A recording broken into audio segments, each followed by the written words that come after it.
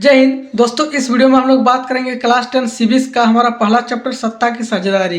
जी हाँ दोस्तों, अगर आप क्लास 10 के विद्यार्थी हो तो ये वीडियो खासकर आप लोगों के लिए है। वीडियो को अंत तक देखिए, आपको क्लियर तरीके से समझ में आएगा। चलिए, इस वीडियो में हम लोग बात करेंगे 15 ऐसे एमसीक्यू जो कि बहुत ही ज़्यादा इंपॉर्टेंट है, काफ़ी बार पूछा भी गया है यहाँ से।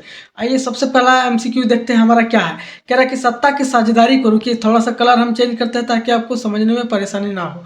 सत्ता की साझेदारी यहाँ पर देखिए, दूसरा कलर लेते हैं। हाँ चलिए, देखिए सत्ता की साझेदारी को लोकतंत्र की आत्मा क्यों कहा जाता है। इसका ऑप्शन आपके पास ए, इससे सरकार कमजोर होती है, या फिर बी, इससे सत्ता का केंद्रीकरण होता है, या फिर सी, इससे विभिन्न समूहों में टकराव कम होता है, या फिर डी, इससे चुनाव रुक जाते हैं।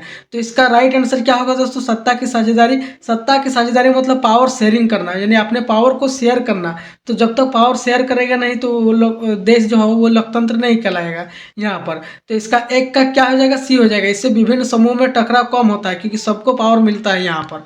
आगे बढ़िए क्वेश्चन नंबर 2। जैसे देखिए, जितना हो सके हम आपको समझाते हुए चलेंगे कम समय में, क्योंकि इसका अगर आपको लॉन्ग वीडियो चाहिए, जिसको सब्जेक्टिव क्वेश्चन बोलते हैं, और नोट्स चाहिए तो भी आपको मिल जाएगा हमारे चैनल पे ही, आप जाकर देख सकते हो। अगर वीडियो को अच्छी लगे तो वीडियो को लाइक कीजिए, और चैनल पर नए हो तो आप सब्सक्राइब करके रखना। चलिए सबसे दूसरा क्वेश्चन कह रहा कि बेल्जियम में सत्ता की साझेदारी का मुख्य कारण क्या था। बेल्जियम में सत्ता की साझेदारी का मुख्य यहाँ पर कारण क्या हुआ था? तो ऑप्शन नंबर बी हो जाएगा यहाँ पर, भाषाई विविधता। भाषा के कारण वहाँ पर क्या हुआ था दोस्तों? विविधता हुआ था बेल्जियम में। आइए क्वेश्चन नंबर 3 पढ़ते हैं। अब यहाँ पर श्रीलंका के बारे में भी एगो पूछेगा, याद रखिएगा। बेल्जियम और श्रीलंका में सत्ता की साझेदारी, इसमें एक क्वेश्चन पूछता है, बहुत ही ज़्यादा फेमस है दोस्तों। सरकार के विभिन्न अंगों के बीच सत्ता का बंटवारा कहलाता है। तो क्या कहलाता है? सरकार के विभिन्न अंग, जितने भी अंग होते हैं सबके बीच सत्ता का क्या होगा? बंटवारा होगा, पावर को शेयर किया जाएगा। तो ये क्या कहलाएगा? तो 3 का यहाँ पर डी हो जाएगा, क्षैतिज साझेदारी कहलाएगा यहाँ पर। आगे बढ़िए क्वेश्चन नंबर 4 की ओर। क्वेश्चन नंबर हमारा 4 है दोस्तों। कह रहा है कि भारत में केंद्र और राज्य सरकारों के बीच सत्ता की साझेदारी किस प्रकार की है। भारत में जो केंद्र होता है और राज्य होता है, केंद्र सरकार और राज्य सरकार के बीच सत्ता का जो पावर का शेयर किया जाता है, पावर शेयरिंग, वो किस प्रकार की है, कैसी है? ऑप्शन है सामाजिक, या फिर बी क्षैतिज, या फिर सी ऊर्ध्वाधर, या फिर डी राजनीतिक। तो राइट आंसर क्या होगा? 4 का सी हो जाएगा, ऊर्ध्वाधर हो जाएगा यहाँ पर।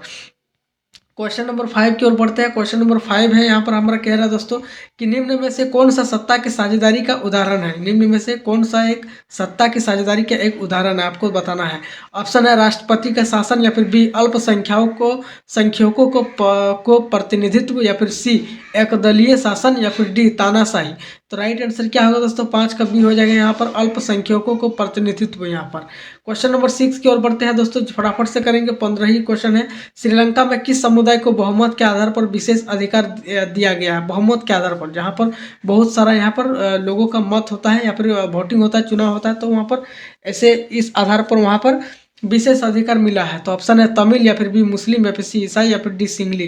तो राइट आंसर क्या होगा दोस्तों? 6 का डी हो जाएगा, सिंगली। क्योंकि वहाँ पर सिंगली यहाँ पर बहुत ज़्यादा है दोस्तों। श्रीलंका में सिंगली भाषा के लोग वहाँ पर ज़्यादा रहते हैं। क्वेश्चन नंबर 7, सत्ता की साझेदारी का कौन सा रूप राजनीतिक दलों के बीच होता है? सत्ता के एक साझेदारी बताना है, उसका कौन सा रूप है जो राजनीतिक दलों के बीच होता है। ऑप्शन है सामुदायिक, बी ऊर्ध्वाधर, सी राजनीतिक, या फिर डी सामाजिक। तो राइट आंसर क्या होगा? 7 का यहाँ पर सी हो जाएगा, राजनीतिक हो जाएगा यहाँ पर। क्वेश्चन नंबर 8 की ओर बढ़ते हैं दोस्तों। क्वेश्चन नंबर 8 हमारा रिलेट करता है कि भारत में स्थानीय स्वशासन को संवैधानिक दर्जा किस संशोधन से मिला। ऑप्शन ए 42वां, बी 44वां, 61वां, या फिर 73वां और 74वां। तो राइट आंसर क्या होगा दोस्तों? 8 नंबर का डी हो जाएगा, 73वां और 74वां। राइट आंसर यहाँ पर डी हो जाएगा, ऑप्शन नंबर। क्वेश्चन नंबर 9 की ओर देखते हैं कि बेल्जियम मॉडल से क्या सीख मिलती है। ये जो बेल्जियम मॉडल है तो उससे हमें क्या सीख मिलती है? ऑप्शन है बहुमत शासन की सर्वोत्तम है, या फिर समझौते से लोकतंत्र मजबूत होता है, या फिर सी अल्पसंख्यक शासन सफल होता है, या फिर डी सत्ता का केंद्रीकरण जरूरी है। तो राइट आंसर क्या होगा दोस्तों? 9 का बी हो जाएगा, समझौते से लोकतंत्र मजबूत होता है। जब तक आप समझौता नहीं करेंगे दोस्तों, यहाँ पर मजबूत नहीं होगा लोकतंत्र किसी भी देश का। क्वेश्चन नंबर यहाँ पर 10 है हमारा कि क्षैतिज सत्ता साझेदारी का सही उदाहरण कौन सा है। जैसा कि इससे रिलेटेड एक क्वेश्चन फिर पूछा था तो फिर से यहाँ पर पूछा है क्षैतिज सत्ता का साझेदारी का एक उदाहरण, केंद्रीय राज्य संबंध, केंद्र राज्य संबंध, या फिर पंचायत व्यवस्था, या फिर विधायिका कार्यपालिका, या फिर न्यायपालिका, या फिर डी राजनीतिक दलों का गठबंधन। तो राइट आंसर क्या होगा 10 का यहाँ पर सी हो जाएगा, विधायिका कार्यपालिका न्यायपालिका हो जाएगा। क्वेश्चन नंबर 11 की ओर यहाँ पर देखते हैं क्या है कि सत्ता की साझेदारी का मुख्य लाभ क्या है। सत्ता की साझेदारी हम लोग करेंगे, पावर को शेयर करेंगे, तो इसका लाभ क्या है। ऑप्शन है राजनीतिक अस्थिरता, बी सत्ता संघर्ष, लोकतंत्र का पतन, या फिर सामाजिक स्थिरता। तो राइट आंसर क्या होगा दोस्तों 11 का यहाँ पर डी हो जाएगा, सामाजिक स्थिरता। समाज में स्थिरता बनी रहती है, 11 का डी हो जाएगा। आइए 12 के नंबर की ओर बढ़ते हैं। 12वां क्वेश्चन है कि सामाजिक समूह में सत्ता की साझेदारी का उद्देश्य क्या है। सामाजिक समूह में ये जो सत्ता की साझेदारी है उसका उद्देश्य क्या है। ऑप्शन है बहुमत को शक्तिशाली बनाना, बी अल्पसंख्यकों को अलग करना, या फिर सी सभी वर्गों को प्रतिनिधित्व देना, या फिर डी केवल सरकार को मजबूत करना। तो राइट आंसर क्या होगा 12 का सी हो जाएगा, सभी वर्गों को प्रतिनिधित्व देना यहाँ पर हो जाएगा। Option number C correct answer. Question number 13 की ओर देखते हैं, निम्न में से कौन सा कथन यहाँ पर गलत हो। तो ऑप्शन देख लीजिए, ऑप्शन ए सत्ता की साझेदारी संघर्ष कम करती है, या फिर बी यहाँ लोकतंत्र को मजबूत करती है, या फिर यहाँ तानाशाही को बढ़ावा देती है, या फिर डी यहाँ विविधता का सम्मान करती है। तो कौन सा कथन यहाँ पर गलत बोला है, तो गलत कौन सा है यहाँ पर सी हो जाएगा, यह तानाशाही को बढ़ावा देती है, यहाँ पर ये गलत हो जाएगा, बाकी आंसर ये सब सही हो जाएंगे। आगे बढ़ते हैं, क्वेश्चन नंबर यहाँ पर 14 कह रहा है सत्ता के विकेंद्रीकरण का सही अर्थ क्या है। विकेंद्रीकरण का मतलब यहाँ पर अर्थ आपको बताना है। ऑप्शन है सत्ता को एक जगह सीमित करना, या फिर बी सत्ता को निचले स्तर तक बांटना, या फिर सी सत्ता को समाप्त कर देना, खत्म कर देना, या फिर डी सत्ता को सैन्य बल को देना। सत्ता का जो पावर होता है वो सैन्य बल सेना को दे देना।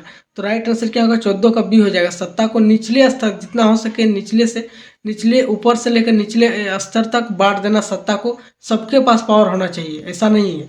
तो यही होता है यहाँ पर उसका राइट आंसर। आइए क्वेश्चन नंबर 15 लास्ट क्वेश्चन हमारा कि भारत में संघीय व्यवस्था किस प्रकार की सत्ता साझेदारी को दर्शाती है। भारत में संघीय व्यवस्था को किस प्रकार की सत्ता साझेदारी को दर्शाती है। ऑप्शन ए सामाजिक, बी राजनीतिक, सी क्षैतिज, डी ऊर्ध्वाधर। तो राइट आंसर क्या होगा 15 का डी हो जाएगा ऊर्ध्वाधर।